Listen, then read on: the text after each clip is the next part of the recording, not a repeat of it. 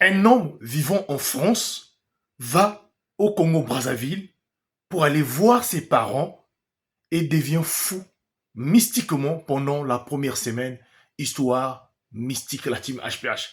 Avant toute chose, je vous encourage de prier sans cesse et surtout de ne pas oublier que nous sommes dans un monde là où il y a plusieurs mondes. Je voudrais vous dire une chose, ce ne sont pas tous les membres de la famille qui vous aiment. Certains d'autres profitent de rire avec vous, de parler avec vous, mais au fond de leur cœur, ces personnes-là vous détestent. Surtout quand dans la vie, vous commencez véritablement à émerger, à monter, et que votre grand social change. Vous allez vous faire des ennemis au sein de votre famille.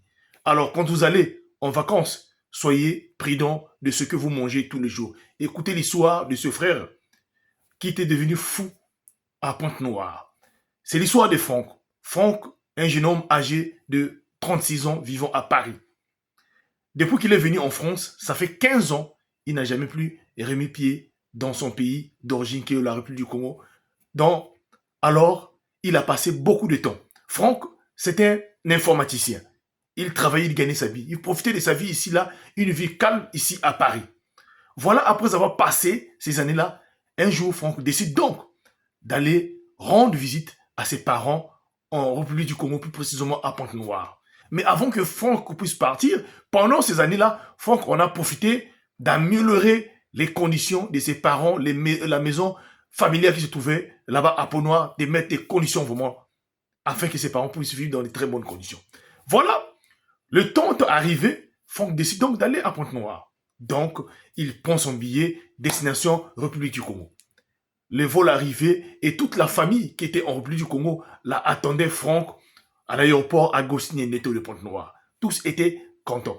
Franck était un enfant, quand il était jeune, il a grandi auprès de sa tante, donc la sœur de sa maman, qu'il a élevée depuis le bas âge.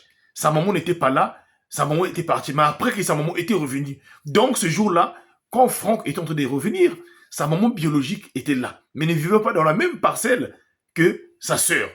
Voilà, quand Franck arrive sur place, c'est avec l'ambiance, les gens qui l'ont reçu, Franck va être dirigé dans la parcelle là où vit sa tante, donc celle qu'il a élevée.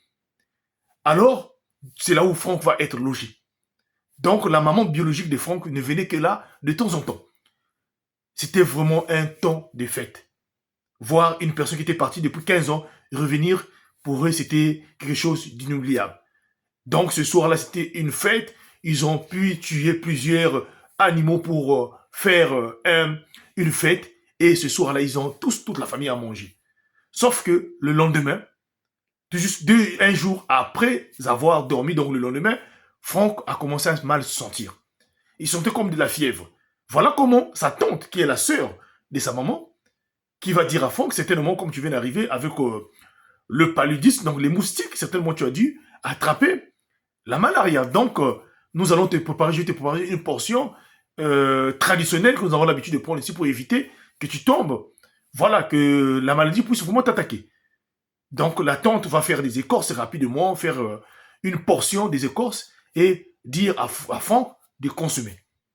Alors, quand Franck prend une première tasse, une deuxième tasse, une troisième tasse, ce soir-là, quand Franck va monter dans ce lieu pour dormir, alors là, il commence à parler à seul. Ceux qui étaient à la maison ont commencé à entendre des cris.